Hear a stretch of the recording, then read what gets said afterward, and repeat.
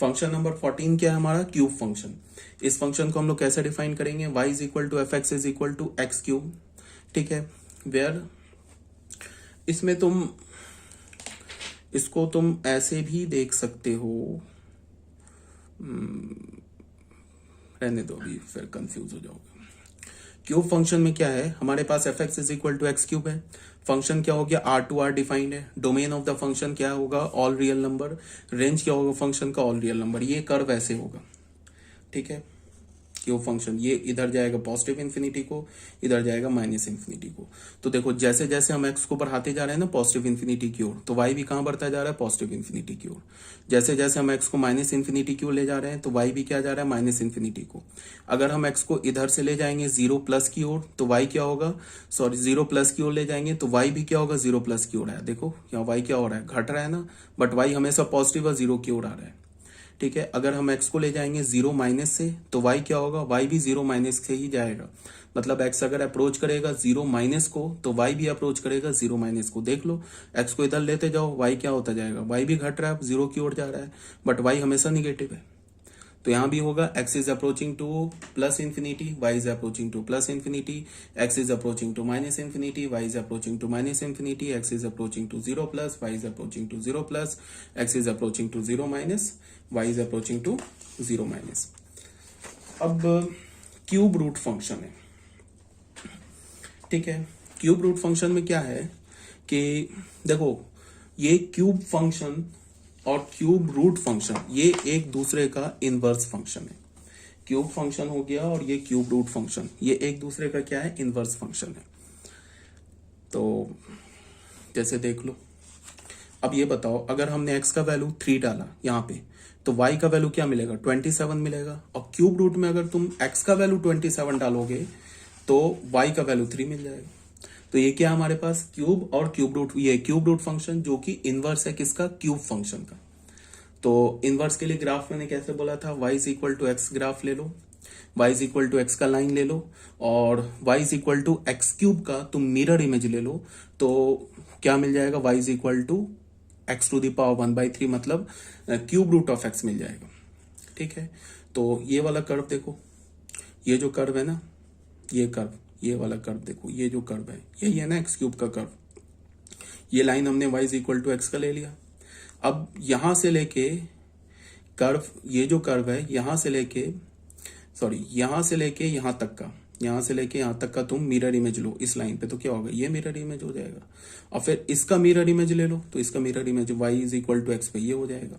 तो y is equal to x cube का curve कैसे आ गया, ऐसे आ गया यहाँ पे। ठीक है, उसके बाद देखो ये वाला जो कर्व है ना, ये किसका कर्व है, y is equal to x cube का कर्व है। तो यहां से यहां तक का अगर तुम मिरर इमेज लोगे y is equal to x line पर, इस लाइन पे, तो क्या मिलेगा, ये मिरर इमेज मिलेगा। ठीक है, और इसका मिरर इमेज लोगे तो ये मिलेगा। तो फाइनल हमारे पास एक्स क्यूब का कर्व क्या मिल गया, ये मिल गया। ये तो हमें y is equal to x cube का कर्व है, और y is equal to cube root x का कर्व क्या मिल गया, ये वाला कर्व मिल गया। देखो ये कर्व मिल गया, ये जो कर्व देख रहे हो ना, ये y is equal to cube root of x का कर्व मिल गया। यहाँ पे मैंने अलग से बना रखा है, ऐसे बन जाएगा क्यूब रूट ऑफ एक्स का कर्व। इस फंक्शन का भी डोमेन क्या है, ऑल रियल नंबर। इस फंक्शन का भी रेंज क्या है, ऑल रियल नंबर। अच्छा, अब यहाँ पे कुछ बच्चे ये बोलेंगे मुझसे कि ये जो स्क्वायर फंक्शन है और स्क्वायर रूट फंक्शन है ये भी तो एक दूसरे का इनवर्स है। तो बिल्कुल है, हमने फंक्शन स्क्वायर फंक्शन में क्या बोला, आर टू आर बोला, y is equal to x square बोला। ठीक है, तो y is equal to x square बोला, तो यहां से तुम ऐसे देखो, अगर x का वैल्यू तुम 4 डालो देन y का वैल्यू क्या मिलेगा, 16 मिलेगा। और ये जो हमने लिया है ना y is equal to root x, इसमें तुम x का वैल्यू 16 डालो then y is equal to क्या मिलेगा, 4 मिलेगा। ठीक है, तो ये भी एक दूसरे का क्या इनवर्स फंक्शन है। तो y is equal to x square से भी हम क्या कर सकते हैं, y is equal to root x का कर्व ड्रॉ कर सकते हैं। ये है ना एक्स स्क्वायर का ग्राफ। ठीक है, और ये हमने line y is equal to x draw कर दिया। ठीक है, तो यहां से लेके यहां तक के ग्राफ का इमेज क्या होगा, ऐसे होगा। और यहां से लेके यहां तक का ग्राफ का इमेज क्या होगा, ऐसे होगा। तो फाइनल ऐसे आ रहा है ना curve, y is equal to root x का। अब ये नहीं है समझोगे कि ये कर्व ऐसे आके ऐसे घूम के ऐसे करके कट कर जाएगा, ये गलत हो जाएगा। ये कर्व एक्चुअल में ऐसे जा रहा है ना, ये ऐसे करके ऊपर बढ़ता जा रहा है, ये कर्व ऐसे धीरे धीरे ऊपर बढ़ता जाएगा। मतलब ये एग्जैक्ट देखो मुझसे बन नहीं पा रहा है, ये एक्स स्क्वायर का है ना कर्व,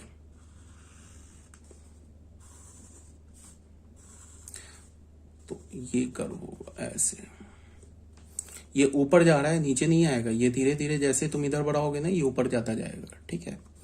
तो ऐसे भी देख सकते थे। अब कोई बोलेगा कि इसका भी तो मिरर इमेज ले सकते थे, इस लाइन का भी, तो इसका मिरर इमेज हमने इसलिए नहीं लिया क्योंकि यहाँ क्या होगा कि हमारे पास जो रूट एक्स है ना उसका डोमेन क्या है, सिर्फ पॉजिटिव, 0 टू पॉजिटिव इंफिनिटी, तो निगेटिव एक्स जो है उसको छोड़ दिया। तो ये वाला जो है ना y is equal to root x का हमें क्या मिल गया, कर्व मिल गया, ठीक है। तो कोई प्रॉब्लम नहीं आता। इसके बाद जो हमारा नेक्स्ट फंक्शन है वो है पॉलिनोमियल फंक्शन। पॉलिनोमियल फंक्शन तो आप ऑलरेडी जानते होंगे 9th-10th क्लास से ही। फंक्शन नहीं, पॉलिनोमियल इक्वेशन या पॉलिनोमियल एक्सप्रेशन आप जानते होंगे 9th-10th क्लास से। पॉलिनोमियल में क्या बोल रहा है, a function from R to R. Polynomial function का जो डोमेन होता है ना हमेशा ऑल रियल नंबर होता है, डिफाइंड बाई एफ एक्स। ये एक्सप्रेशन तुमने 9th क्लास में देखा होगा पॉलिनोमियल चैप्टर में। A naught x to the power 0, a1 x to the power 1, a2 x to the power 2 plus plus a to the a n minus 1 x to the power n minus 1 plus a n x to the power n। ये a naught जो है ये x to the power 0 का coefficient है, ये a1 जो है x to the power 1 का कॉफिशिएंट है, ये जो a2 है एक्स स्क्वायर का कॉफिशिएंट है, a n माइनस 1 जो है x to the power n minus 1 का कॉफिशिएंट है, a n जो है x to the power n का कॉफिशिएंट है, ठीक है। यहाँ पे क्या है हमारे पास, ये जो n है ना n, ये हमारा नेचुरल नंबर है, और ये a not a1 a2 dot dot a n minus 1 a n ये सब क्या हमारा रियल नंबर है। n क्या हमारा नेचुरल नंबर है। पॉलिनोमियल इक्वेशन तो जानते होगे, लीनियर फंक्शन हो गया, क्वाड्रेटिक फंक्शन हो गया, क्यूबिक फंक्शन हो गया, बाई क्वाड्रेटिक फंक्शन हो गया, कांस्टेंट फंक्शन हो गया, ये सारे पॉलिनोमियल फंक्शन है। जितने भी है ना सारे क्या हमारे पास पॉलिनोमियल फंक्शन। जैसे यहाँ देखो, जैसे हमने लिखा y is equal to f x is equal to, हमने लिखा y is equal to f x is equal to, हमने लिखा 2x square plus x plus 1।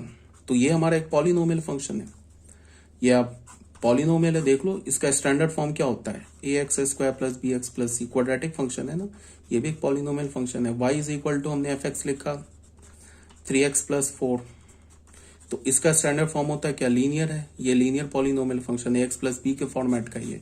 अगर हमने वाई कांस्टेंट फंक्शन लिख दिया, ये भी एक पॉलिनोमियल, मान लो हमने 2 लिख दिया, -2 लिख दिया, तो ये भी एक पॉलिनोमियल फंक्शन है। ये किस फॉर्म का होगा, a into x to the power 0, ठीक है। इसका जो हमें पता है ना कि जो कांस्टेंट जितने भी रियल नंबर होते हैं उसे हम क्या बोलते हैं, कांस्टेंट पॉलिनोमियल। कांस्टेंट पॉलिनोमियल का डिग्री डिफाइन नहीं होता है, कांस्टेंट पॉलिनोमियल का डिग्री डिफाइन नहीं होता, नहीं, 0 का डिग्री नहीं डिफाइंड होता है। कांस्टेंट पॉलिनोमियल का डिग्री क्या होता है, 0। इसका डिग्री क्या है, 0। एक्स का हाईएस्ट पावर क्या है, एक्स का हाईएस्ट पावर, एक्स का जो हाईएस्ट पावर है 0, तो इसकी डिग्री क्या हो जाएगी, डिग्री 0 हो जाएगी। इसकी डिग्री क्या हो जाएगी, डिग्री 1 हो जाएगी। इसकी डिग्री क्या हो जाएगी, डिग्री 2 हो जाएगी। हाँ, 0 का डिग्री डिफाइन नहीं होता है। 0 भी हमारा पॉलिनोमियल है, कैसा पॉलिनोमियल है, कांस्टेंट पॉलिनोमियल है, इसकी डिग्री डिफाइन नहीं होती है। क्यों नहीं डिफाइन होती है, बिकॉज तुम ऐसे लिख सकते हो 0 into x to the power 0, इसको लिख सकते हो 0 into x to the power 1, इसको लिख सकते हो 0 into x to the power 100। तो डिग्री क्या लोगे, 0 लोगे कि 1 लोगे कि 100 लोगे। तो 0 is the only constant polynomial whose degree is not defined. 0 सिर्फ एक लौता ऐसा कांस्टेंट पॉलिनोमियल है जिसका डिग्री डिफाइन नहीं है, बाकी 0 को छोड़ के बाकी जितने भी कांस्टेंट पॉलिनोमियल है उनकी डिग्री 1 होती है। फिर ये लीनियर पॉलिनोमियल समझ में आ रहा है, क्वाड्रेटिक पॉलिनोमियल समझ में आ रहा है।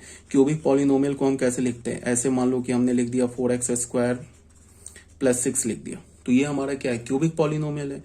इसको तुम स्टैंडर्ड फॉर्म क्या होता है, ax cube plus bx square plus cx plus d होता है। यहाँ पे बोलोगे x का टर्म कहाँ चला गया, तो x का टर्म 0 हो गया। क्यों 0 हो गया, बिकॉज c को हमने अगर 0 मानेंगे तो x का टर्म क्या हो जाएगा, वैनिश हो जाएगा। फिर बाई क्वाड्रेटिक पॉलिनोमियल होता है ax to the power 4 plus bx cube plus cx square plus dx plus c, ये बाई क्वाड्रेटिक पॉलिनोमियल हो जाएगा। तो जितने भी पॉलिनोमियल है ना उनका डोमेन क्या होता है, ऑल रियल नंबर। उनका रेंज क्या होता है, रेंज हम लोग अभी के इसमें रेंज को बता नहीं सकते हैं, वो डिपेंड करेगा कि कौन सा पॉलिनोमियल फंक्शन है।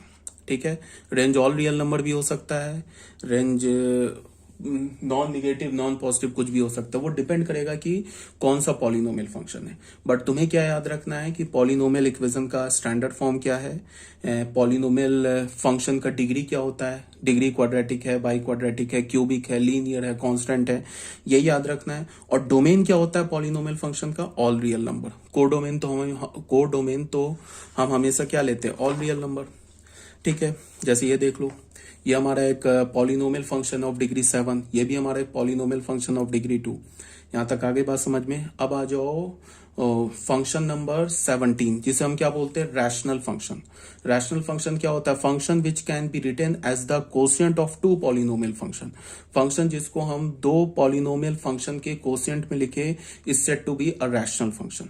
ठीक है, जैसे मान लो कि हमारे पास px एक पॉलिनोमियल है एन डिग्री का, qx एक पॉलिनोमियल एन डिग्री का, b2 पॉलिनोमियल फंक्शन।